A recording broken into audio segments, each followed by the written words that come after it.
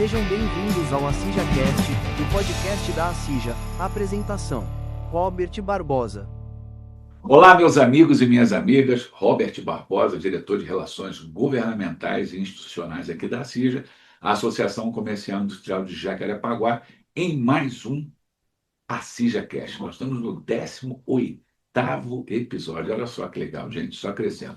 E a AcijaCast é o podcast da indústria, comércio, varejo, serviços, onde a gente busca trazer aqui, para bater um bom papo, presidentes, vice-presidentes, CEOs, CFOs, das empresas, não só da nossa região, mas de todo o Rio de Janeiro. Assim também como a gente tem convidado membros de várias esferas, na área estadual, municipal, federal, legislativo, executivo, judiciário, porque a gente acredita muito que o poder privado, junto ao poder público, traz soluções, né, para nós empresários. Afinal de contas, nós somos uma associação empresarial.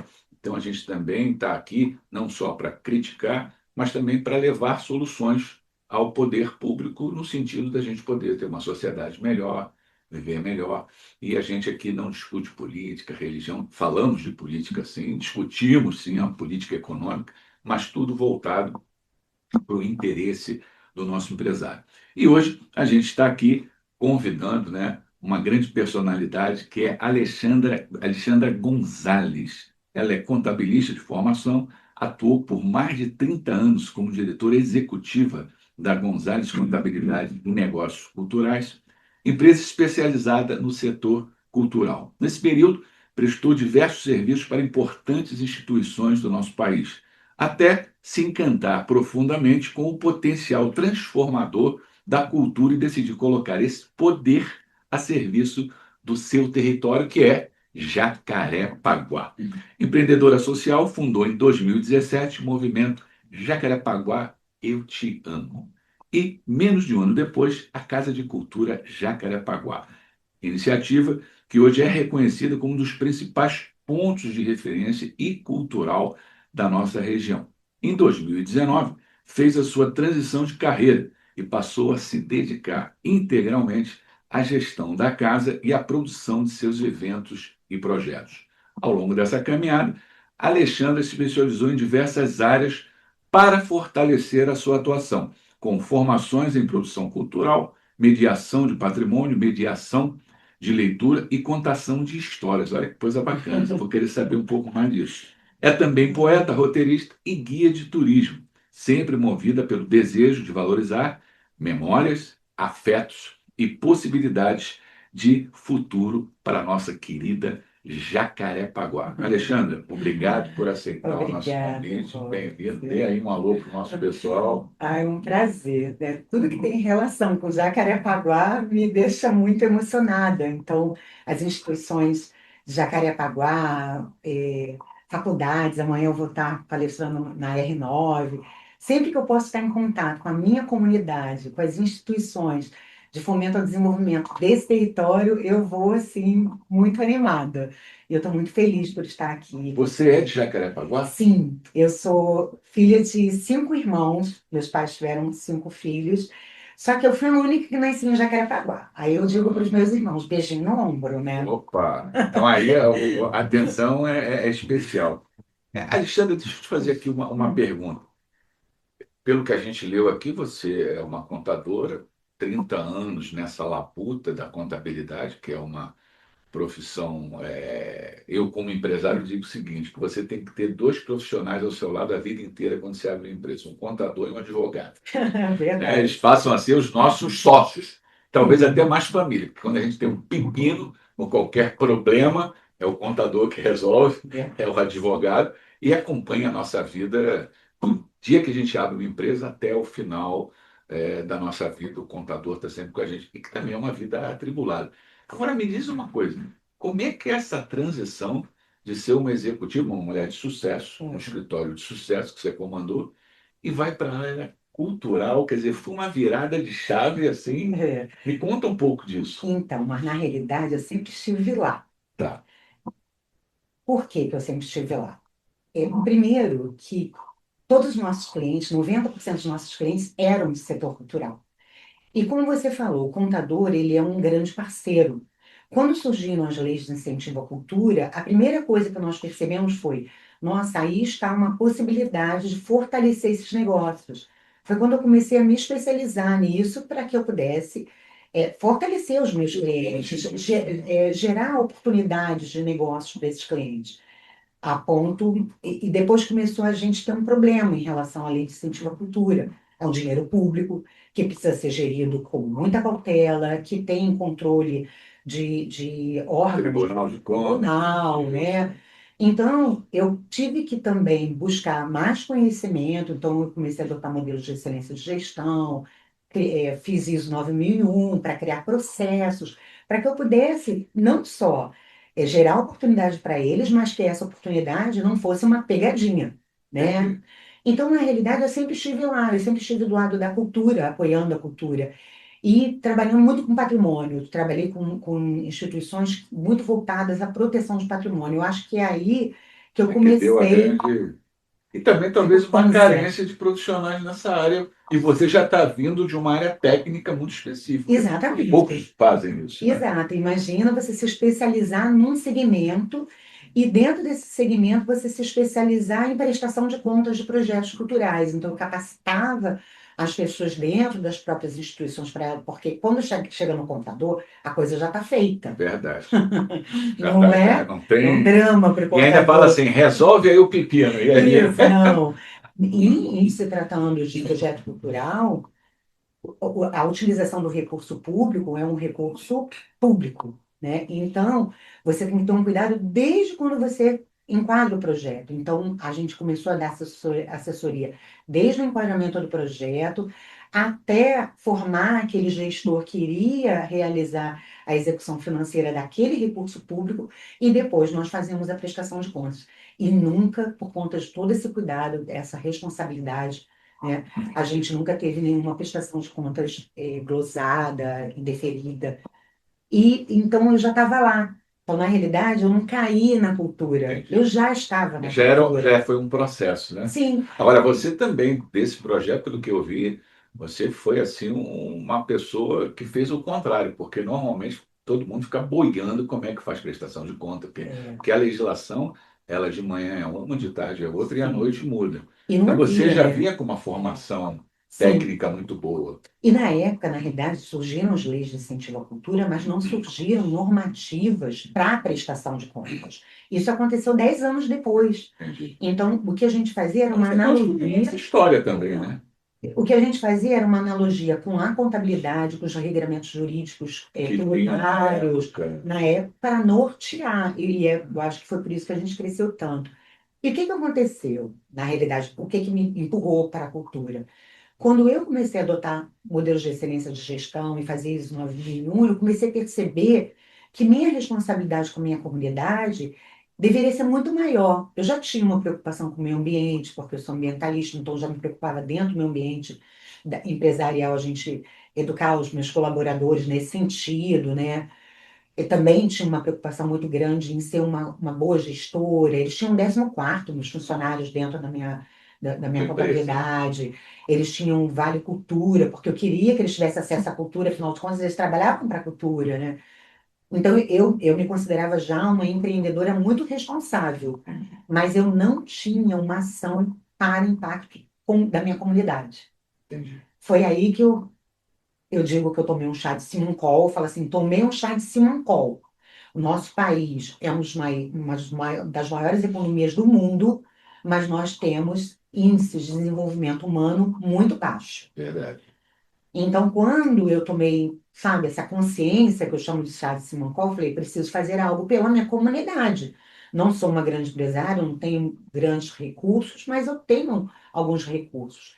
Naquela época, muitos dos meus clientes estavam passando por dificuldade financeira. E eu não queria abandoná-los também. Eu falei assim, então vamos fazer uma permuta. Você faz um vídeo para mim? Faço. Um vídeo sobre o quê? Sobre a história de Jacarepaguá. Entendi. Porque eu acredito também, a gente até hoje em dia está usando um termo que a gente fala, memória é poder. É verdade. Memória é Conhecimento poder. poder. Exatamente. Mas quando você tem um Conhecimento é poder. conhecimento sobre a sua trajetória histórica, por que que a gente chegou até aqui, por que que as coisas funcionam hoje Dessa desse jeito, e que isso tem a ver com o passado, e eu falo, história é o que a gente está fazendo agora, não é o que acontece com a gente, É é o que a gente verdade. faz, É o processo de construção, né? né? É verdade. Aí, esse JP Altiano cresceu muito, porque esses meus clientes que não podiam me pagar contabilidade começaram a me pagar em serviços, Entendi. né? O JP Altiano cresceu tanto que virou a Casa de Cultura. E aí que entra essa aqui. O que é? A gente quer saber o que é a Casa de Cultura e quais são as atribuições da Casa de Cultura, Alexandre. Excelente pergunta, Robert. A Casa de Cultura ela é principalmente um centro de memória da Baixada de Jacarepaguá. Ali a gente estuda, a gente cataloga e a gente publica informações sobre a história de Jacarepaguá. Legal. Uma delas é o livro Jacarepaguá, um Sertão de Memórias, que a gente publicou no ano passado, inclusive com a presença da CIJA nesse evento. Um E outro. olha aqui, parabéns, Ah, livro de altíssima qualidade e uma riqueza de detalhes. E o que ela falou, ainda tem muito, porque vai ter segunda edição, terceira edição, tem tem que muita ter, coisa na tem muita história. coisa que está fora, né? A gente tem uma exposição permanente na memória do bairro. A gente tem uma série audiovisual chamada Contos do Sertão Carioca. A gente tem exposição no Corredor Cultural. A gente conseguiu, através de uma força política, porque o que a gente faz é política pública, isso Sim. aqui também é política. A sociedade civil faz política todo dia, né? A gente conseguiu declarar uma área que vai do Largo da Taquara, ao núcleo histórico do Rodrigues Caldas, que concentra os maiores acervos do patrimônio histórico do período colonial da cidade, num espaço de 4 quilômetros. A gente conseguiu declarar como corredor cultural. A gente conseguiu capacitar mais de 30 guias de turismo e mediadores para mediar esse patrimônio, que é Da região de. na realidade, de Jacarepaguá todo, mas mais concentrado nesse corredor cultural. Porque a gente acredita que, tendo um foco de atuação, a gente consegue ali criar um projeto muito forte e dali ele irradiar para outros Entendi. territórios. Inclusive, foi uma recomendação do próprio Sebrae, quando a gente implementou o turismo com o Sebrae Turismo, que é uma autoridade do país. E em turismo é o Sebrae, né? Então, a gente trabalha a memória como instrumento de desenvolvimento, de inclusão e de geração de trabalho e renda. Porque, como nós somos um grande polo cultural, nós somos um dos maiores potenciais de turismo, de afroturismo do Rio de Janeiro. Entendi. Então, a missão da casa é desenvolver o território a partir dessa potência de memória e de patrimônio. E a gente tem em Jacarepaguá coisas tão fantásticas. Por exemplo, eu faço parte da Irmandade Nossa Senhora da Pena. Eu sou o primeiro secretário da Irmandade. E tem muita gente que não conhece aquela igrejinha ali, que é secular, são 3 séculos. Sim. E a gente cuida daquilo ali com carinho, inclusive até agora entramos também na questão do turismo religioso. Porque está em Jacarepaguá, Claro, está na freguesia. Inclusive, temos um irmão que acabou de falecer há pouco tempo, que é o Francisco Tedes, que era o proprietário sim, da fazenda ali do Parantaquara, que sim, agora a prefeitura abarcou ali para uma questão, que foi até muito legal, porque senão daqui a pouco ia virar um empreendimento sim, imobiliário, com todo respeito às imobiliárias, ou de repente seria invadido por outras questões. Então, essa questão de se manter um corredor cultural, de se levar a história é, muito bem contada, eu acho que atitudes como essa, Alexandre, é que estão tá fazendo a diferença. Por exemplo, quer ver uma coisa? Às vezes eu conto com muita alegria, mas o meu pai é cirurgião dentista, foi cirurgião maxilofacial, tem 93 anos. Papai foi entre o primeiro e o terceiro cirurgião dentista de Jacarepaguá. Ele chegou aqui em 1957. E era legal, porque eu tenho 61 anos, e nasci na freguesia e sou de Jacarepaguá. Então eu conheci Jacarepaguá quando era zona rural. eu também. Depois foi para a zona oeste, hoje é a zona sudoeste. E a gente que é daqui tem um carinho, um amor, porque a gente tem, para quem não sabe, o maior bairro do Rio de Janeiro é Sim. Jacarepaguá, não é Campo Grande, não. Nós Não, estamos aqui com 10, 15 mil a mais do que Campo Grande. verdade. Então a gente tem um bairro muito grande, porém muito carente de cultura. Sim. Eu vou fazer, puxar um gancho, já que você falou da Nossa Senhora da Pena. É, conta a lenda, né? A lenda porque a história no passado ela era mais oral. Então, muitas coisas da nossa história a gente acaba Não estão registradas mais. é, chamando de lenda por uma questão de segurança, né? Para nos Sim, afirmar um fato histórico. Mas conta a lenda que a primeira alforria no Brasil colonial acontece na realidade, a fundação de Nossa Senhora da Pena, ela é ensejada por conta de um milagre sim. que dá essa primeira se dá essa primeira alforria do Brasil colonial. E a gente tem uma poesia para contar essa história que é muito bonita, gente. A gente tem criado muita contação de história E é, para contar esses fatos históricos de Jacarepaguá de uma forma mais lúdica. Até porque a história de Jacarepaguá é uma história de muita dor também, porque sim. essa foi uma maior área escravagista da nossa cidade. Então, tem Os luta, grandes tem engenhos eram resistência, aqueles né? É uma história escravos e índios, forte. né? Realmente. Foram Sim, foram índios. escravizados ambos, né? Foram escravizados, sofreram um processo de perda cultural, né? Mas é linda. A história de Jacarepaguá é uma história muito bonita, é uma história muito rica. E eu afirmo com muita segurança que nós somos um dos maiores ativos culturais e turísticos dessa cidade.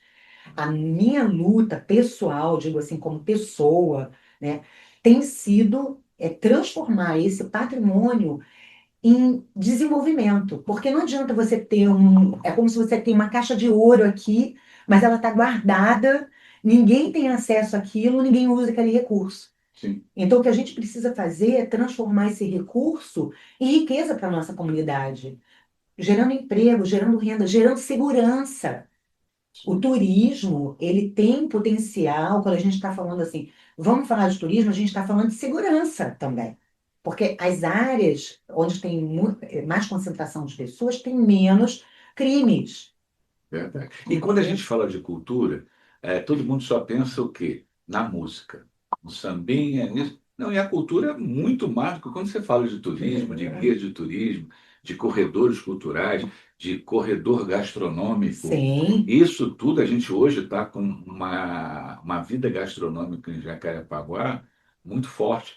Então, eu acredito que a Casa de Cultura ela tem essa diversidade de Sim. visão, de engajamento. E aí é o que eu pergunto para ti, Alexandre, como é que você vê a Assija em parceria com a Casa de Cultura, no sentido de nós podermos desenvolver alguns projetos em conjunto, a fim de difundir esse trabalho que você já faz com maestria, quer dizer, a gente pode aqui ser um agregador aos Sempre. pilares que você já tem determinado com muita propriedade, porque é o que eu falo. Entregue a um especialista o que ele faz melhor. A gente tem que ter isso também. Como é É. que você vê a participação da CIJA em conjunto à Casa que você hoje pilota, né, administra nesse desenvolvimento? Olha, Robert, eu vou falar uma coisa para você, e ele é muito ambicioso. Eu já tenho falado isso com Paulo Valente. A CIJA, ela é uma mediadora, Sim. né? Ela é uma instituição que articula com outras Poder público, poder organizações, né, privado. para trazer soluções para o território. Você imagina se a CIJA hoje tivesse, eu não sei se você conhece bem as leis de incentivo, mas a lei de incentivo a gente usa recursos públicos Sim. para poder incentivar não só a cultura, mas o esporte. Tem leis de incentivo para tratar de idosos, adolescência, fundos, né, para adolescência e idosos. Nós temos muitas empresas de Jacarepaguá. Você imagina se a CIJA fizesse a interlocução e a ponte entre um fazedor de cultura, um fazedor de negócio social, esporte, de Jacarepaguá, com uma empresa de Jacarepaguá. Porque Entendi. muitas empresas de Jacarepaguá hoje estão colocando recursos em projetos que estão beneficiando a comunidade de outros territórios. É muito bonito, Sim, mas eu acho que se a nossa empresa age aqui, explora economicamente aqui, ela também tem que ter uma preocupação muito grande com o território é em que ela verdade. atua. E normalmente as empresas, eu já tive a oportunidade de trabalhar nas 5 ou 6 maiores multinacionais do mundo. Eles procuram estar sempre ligados à comunidade local. Sim, Mas às vezes falta a interlocução e exato. fazem em outra. cidade, em Exatamente. outro lugar, quando você do Por teu quê? lado tem necessidade. Tem uma necessidade enorme que você desconhece. Por quê? Porque falta esse interlocutor. O que eu tenho conversado com o Paulo, né, e a gente já está assim, começando a discutir isso, é exatamente isso. A CIJA precisa aproximar o negócio social, e eu vou chamar, que é o negócio cultural também é um negócio social, o negócio esporte também é um negócio social, a essas empresas, e fazer esse match. Entendi. Porque se nós fizermos isso, nós vamos promover uma grande transformação em Jacarepaguá. Porque esses recursos que saem daqui, que o Estão imposto lá, né? sai daqui, e o imposto ele é gerado aqui é o fato gerador do Sim. imposto, ele vai voltar para cá. Eu falei anteriormente num podcast com o nosso querido subprefeito que Jacarepaguá, ano passado, arrecadou, ele foi entre o quarto e o quinto maior arrecadador de ICMS do Estado. 1,749 bilhões de reais. ICMS. Ah, mas Jacarepaguá.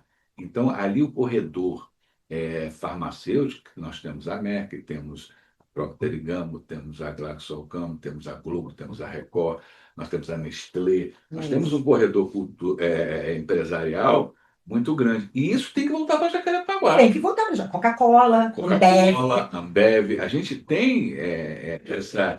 Você tem que voltar para Jacarepaguá. A gente tem agora o Parque Shopping do Grupo Sim, Multiplan. A gente tem hoje verdadeiras, vamos dizer, tratores da indústria, sim, grandiosíssimos, e também hoje na área municipal, estadual, federal, que tem que voltar para cá. tem que É voltar. o que eu falei, a questão hoje da Zona Sudoeste é muito bom, foi muito positivo, porque quando você tem um zoneamento pelo plano urbano, muitos dos impostos têm que ser gastos aqui, com todo respeito a outro bairro, porém, Sim. se a gente está aqui na defesa do nosso bairro, que volte aqui em obras de infraestrutura, mobilidade urbana, cultura. Porque o impacto dessas indústrias também recai sobre nós. É isso mesmo. Né? Então, o impacto negativo e a mitigação desse impacto negativo, porque a indústria causa Sim, também sim, sim. danos, né, Tem toda no uma. território. Então, também tem que ser pensado nisso. Quando saiu, estava esse burburinho por conta da região sudoeste, saiu uma nota também no jornal O Globo, através de informações da Câmara Municipal, dizendo que a Zona Sudoeste é o segundo maior contribuinte do ISS e o primeiro de IPTU. Sim. Então, agora você Onde é que vê está? onde está esse dinheiro. Então, eu acho que a CIJA, ela pode. Qual é a maior barreira hoje para a gente captar recursos? A falta de acesso com os decisores dessas organizações. Como é que eu chego E na também é o que eu Coca-Cola? falo, vamos dizer assim, interlocutores, com todo respeito, sérios.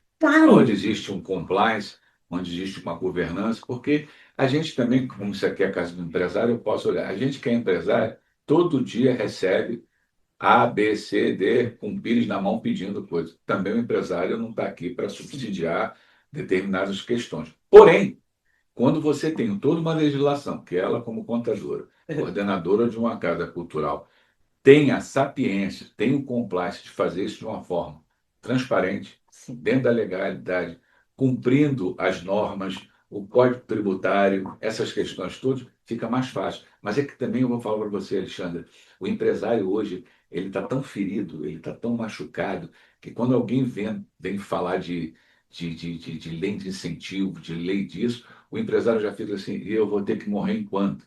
E aí o cara já quer tanto para tanto, já quer tanto para. Eu falo mesmo, não tem esse negócio. Não, não existe isso. Dentro do projeto é tudo Não certinho. existe. É um BDI, né? A gente chama aberto. Então, quem coordena o projeto é X, para onde. E tem uma outra coisa, para quem não sabe.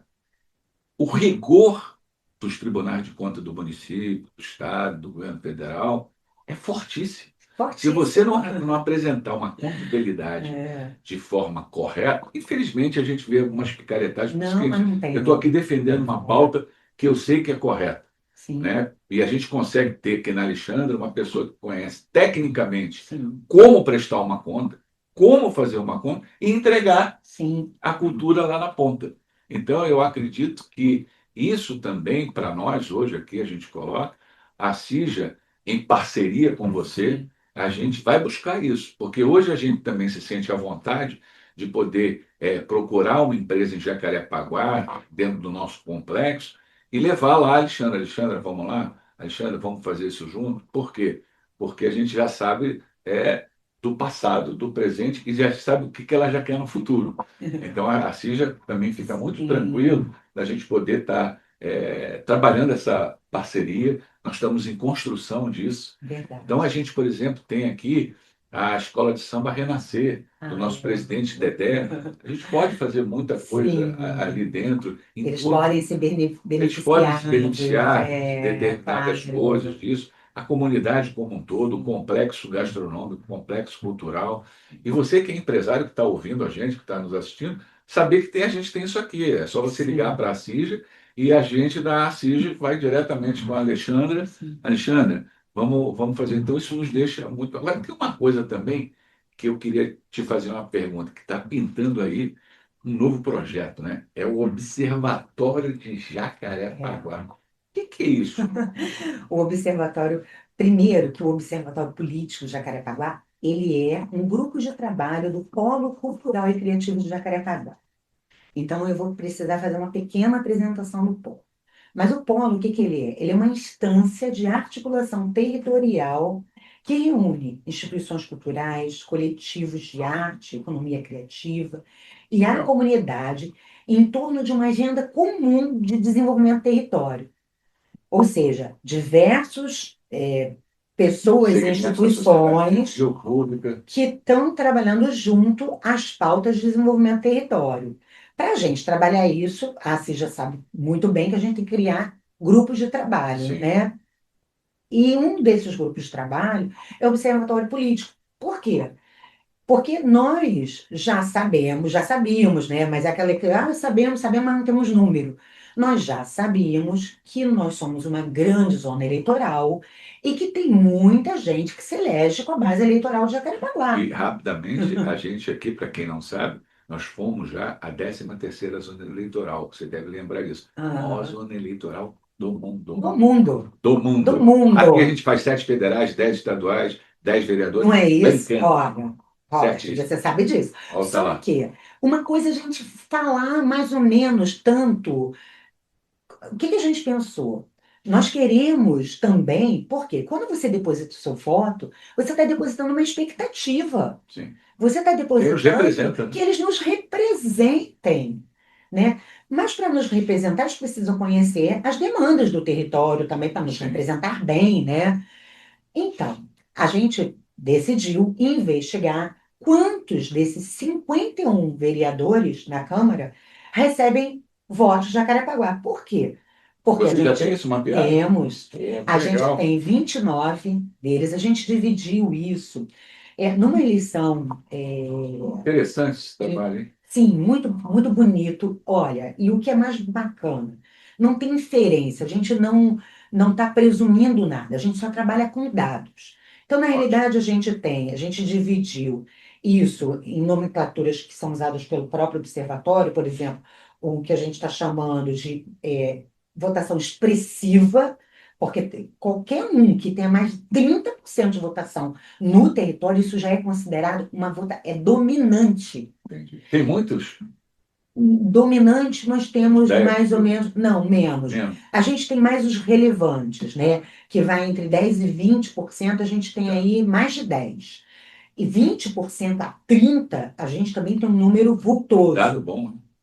E esse número, em eleições de vereador, é um número muito expressivo, Entendi. muito. A gente está chamando, acima de 30%, a gente tem vereador aqui que se elegeu com mais de 80% de votos de Jacarepaguá.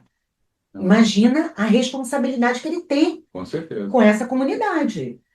E você imagina se todos Tem que esses botar na conta dele, 29 né? têm. Então, não é uma questão de você querer ser agressivo com Não, esse parlamentar, mas até chamar a atenção dele, que às vezes ele não tem nem ideia disso. ideia de que isso é uma força, que a gente pode se somar, porque aí o compromisso deles é com Jacarepaguá, não é com o partido. Sim. Qual É é a quem o elegeu. provocação? Exatamente, porque a gente também tem um erro que a gente acha que o vereador, ele é. um funcionário da prefeitura. Não, Ele é, na realidade, um representante do povo. exato. Ele não tem que fazer. Claro que para a política acontecer, para as coisas serem votadas, eles têm que ter relacionamento com o poder executivo. Faz parte. Mas ele representa o povo. Então, será que as nossas vozes estão sendo ouvidas? Então, essas serão as perguntas que o observatório vai fazer. Primeiro, nós já temos um periódico que vai ser lançado no dia 14, quando a gente vai lançar oficialmente o observatório, com rodas de conversa com parlamentares locais. E qual vai ser o primeiro assunto do periódico? Base eleitoral, base territorial. E qual é essa distinção? A base eleitoral é onde você recebe voto. Sim. E nós temos 29 parlamentares que receberam, vereadores, né? Que a gente só está, por enquanto, Sim. monitorando o vereador, que receberam, que tem base eleitoral em Jacarepaguá. Agora, base territorial é aqueles que estão atuando politicamente no território. Quantos nós temos? 2, 3. Poucos. Poucos. Entendi. Entendeu? E você já tem isso, isso mapeado. a gente já tem. O observatório tem um dia para se reunir, se reúne mensalmente. Como é que é isso? O observatório é um grupo de trabalho. A gente tem tarefas para cumprir, para atingir as nossas metas. As metas são, à medida que a gente vai vencendo uma meta, a gente vai definindo novas metas. Eles trabalham tanto em casa, né, nos seus escritórios, para produzir dados, como eles também se reúnem a cada 15 dias para prestar contas dos dados e trazer para a consolidação dos dados, né, porque esses dados precisam ser consolidados. Claro. E uma vez por mês o polo se reúne para apresentar trabalho de todos os grupos de trabalho. Que legal. Na Casa de Cultura? Às vezes na Casa de Cultura, às vezes no Museu Bispo do Rosário. O último encontro foi no Museu Bispo do Isso é Rosário. divulgado? Isso, na realidade, Ou é ainda muito interno ainda? é interno, mas é aberto para todo mundo. É aberto. A gente vai, assim, o Muito interessante esse observatório observatório. vai ser. Na realidade, eu acho assim que o mais interessante, o observatório, sem dúvida, é um filé, vamos dizer assim, do polo. Mas assim, o polo tem outros três grupos de trabalho. O de articulação com o poder público e com o empresariado, mas num nível, vamos dizer, mais alto, né? Com os empresários mais expressivos, maiores no território. Esse grupo também, ele está fazendo um mapeamento territorial que a gente chama das lacunas territoriais, principalmente na área de cultura. Quais são as ausências? Porque como a gente também é uma comunidade muito grande, a gente nunca está recebendo os investimentos proporcionais ao tamanho da nossa Uma comunidade. brecha aí, né? Tem muita lacuna territorial. Então, o que a gente está identificando nesse outro grupo de trabalho é essa lacuna territorial, esse trabalho que está sendo feito pelo Viva Zona Oeste, e em maio eles vão trazer uma pesquisa Poderosíssimo. poderosíssima, no nível do observatório, assim, sabe? Agora, esses dados, tudo está sendo feito de uma forma voluntária por pessoas voluntárias ou tem algum órgão que dá subsídio para isso? Não, somos nós, e esses dados são públicos. E é importante que sejam públicos, porque isso não tem como gerar contestação, Entendi. entendeu? Eu Então, sempre digo, a gente, quando também fala aqui na CIE, a gente fala com dados. O dado agora de CMS é fonte da Juscerja, sim, Junta Comercial do Rio de Janeiro. Então a gente não fala aqui não, abobrinha. é importante a Legal, gente também ter rastreabilidade da informação. Olha, da onde vem essa informação? Daqui, veio São daí. dados públicos, a gente não vai nunca publicar, é uma Vai no premissa. achismo, né?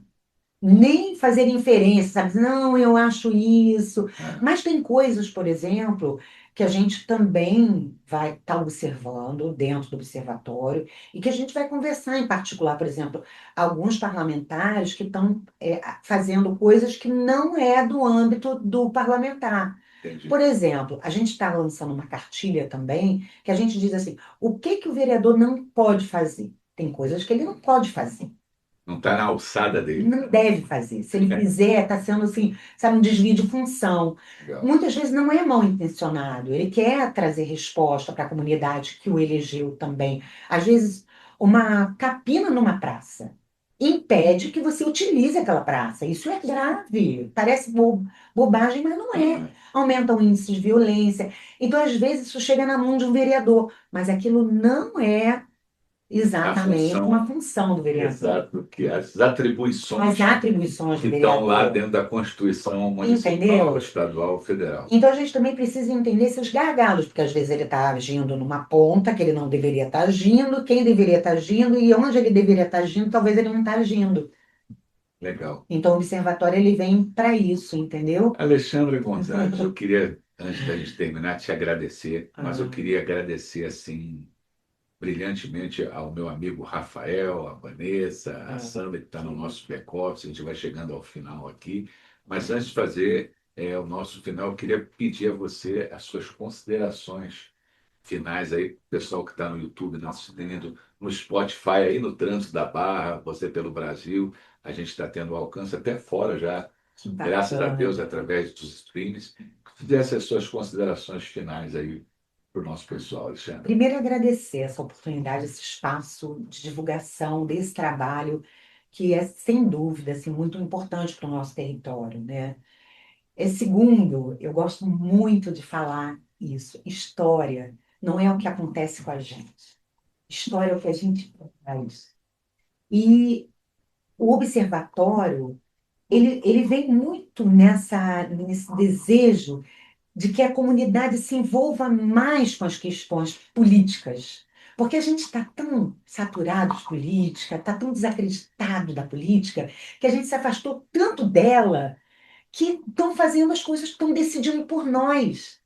E isso é perigoso, entendeu? Então, a minha consideração é, vamos tentar trabalhar para que essa política seja feita mais dentro das necessidades do nosso território. Para isso, nós precisamos ter participação política. Sim. Então, a gente precisa atuar politicamente, a gente não pode se distanciar da política, porque isso é perigoso. Hoje em dia, quando a gente vê uma pessoa do lado de um vereador, a gente acha que é politicagem. É. Isso é perigoso. Isso foi o que enfiaram na nossa cabeça. E a gente precisa A realmente das gente forças tem que estar políticas, ali, a gente tem que municipal, estadual, cobrar, federal, para. né?